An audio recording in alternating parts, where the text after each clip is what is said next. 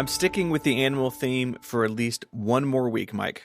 Ooh, so what do we have this time? What other mythical beast? Bigfoot, Yeti, abominable snowman? Think smaller.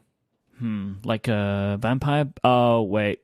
Okay, I see the name of the document. I know what we're doing. Today, we are talking about some talented squirrels. Small animals with big hearts and even bigger internet presences. Okay. We need to start with Twiggy, who had a real taste for adventure. Twiggy was part of an animal act that featured squirrels who skied around a heated pool, so more jet skiing than snow skiing. For nearly 4 decades, Twiggy and his companions entertained people at state fairs, parties, and other events. Of course, Twiggy was just the name given to several different animals over those 40 years. What? But they were all trained to ride on floating foam blocks, fashioned to look like skis, towed behind remote-control boats. Upon retirement, the squirrels would live out their days as family pets. I feel so betrayed and lied to right now.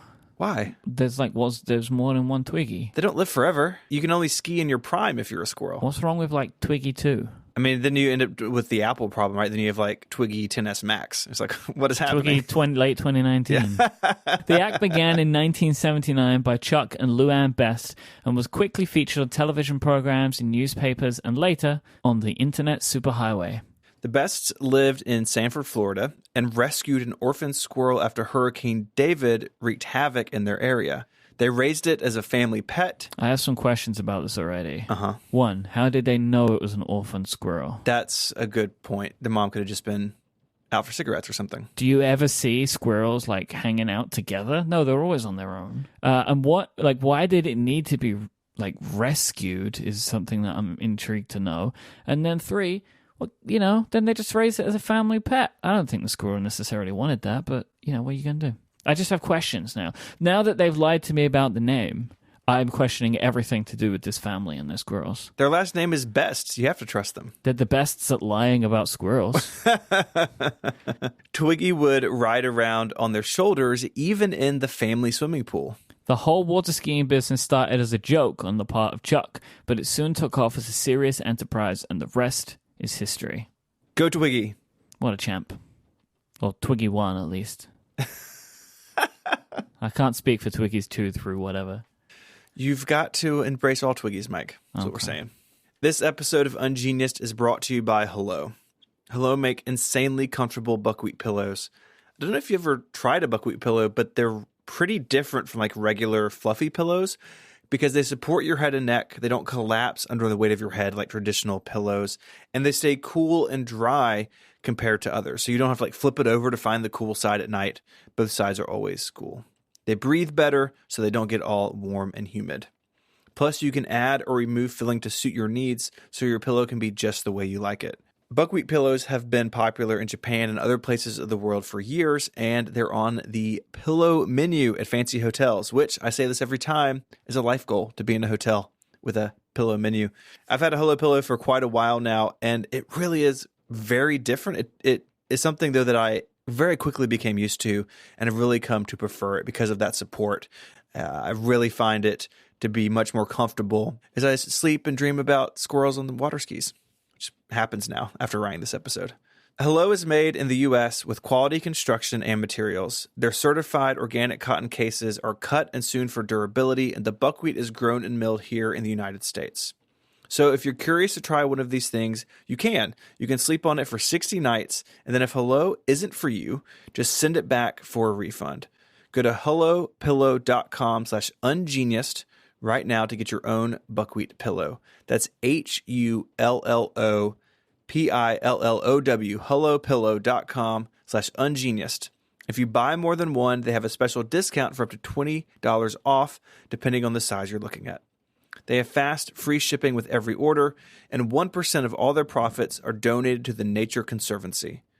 Give it a try, and if you don't love it, you can send it back. But I think you're going to love it, and I bet you're going to keep it. Head on over to hellopillow.com/ungenius now. Our thanks to Hello for their support of this show and Relay FM. Now we need to talk about Tommy Tucker. While Twiggy may have lived his days behind a speeding boat, Tommy was a bit more serious. Tommy was also adopted in 1942 by Zadie Bullis and her husband, Mark C. Bullis. I think it just means they stole the squirrel, but, Zadie quickly started making tiny dresses and other women's clothing for Tommy to wear. To be clear, Tommy was a male eastern gray squirrel, but we pass no judgment because, frankly, these photos are adorable. Yeah, live your best life, Tommy. You want to wear dresses? Wear dresses. Go for it. They're wonderful. The Bullis family traveled across the U.S. selling war bonds and entertaining children and adults alike with Tommy's outfits and tricks. The patriotic squirrel was often dressed in colors, flag-like colors. USA, USA, USA. Yes. Tommy was known for his laid-back personality despite a few incidents where he would bite those who handled him a little too roughly. I mean, that's how I respond if I'm handled too roughly. Indeed.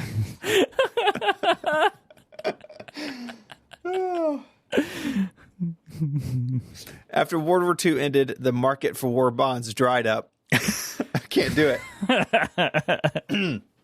And Tommy largely faded from public life. However, in 1948, the Bullises were back in the headlines when they were denied entry to California for several days when agricultural officials refused to recognize Tommy as a pet rather than a wild animal. He needed like a pet passport or something, I guess. Now, you know whose side of the law I'm on in this situation. That squirrel was not a pet. That squirrel was a captive. But, the average lifespan of an eastern gray squirrel in captivity is about 20 years. Tommy died in 1949. See, that's why there's more than one Twiggy. 20 years. That's not long enough for a 40-year skiing career. Well, I'm fine with that, but don't lie to me. When you talk about what happened to Tommy after his death, because it gets weird. His body was stuffed and mounted with his arms outstretched so you could pull on the tiny squirrel dresses easily. I hate this. Me too. I really I don't like it. In 2005, Tommy's remains were offered to the Smithsonian, which unfortunately failed to show any interest. Oh, so no. Tommy is now on view in a display case at a law office in Prince George's County, Maryland, which, no offense, feels like a bit of a downgrade from what they were hoping to get. Getting denied by the Smithsonian has got to be an awkward experience. But I would say that we add this law office to our Ungenius field trip that we're going to take at some point. Yeah, of course. Okay. I'd like to thank Andrew for sending this in. I think he sent in the Tommy Tucker one, and then we found Twiggy. Anyways, fun to see what people are doing with squirrels. But look, don't adopt a squirrel. Let them live their squirrel lives. Don't steal a squirrel from the street or from the park or whatever. Let the squirrel live its nutty existence. Don't do it. But if you want to learn more about Twiggy and Tommy, there are some links over in the show notes, relay.fm/ungenius/94. While you're there, you can get in touch. There's an email link there, or you can find us on Twitter. The show is at Ungenius. You can find me there as ISMH, and you can follow Mike on Twitter as IMYKE. Until our next county fair, Mike, say goodbye. Goodbye. Adios.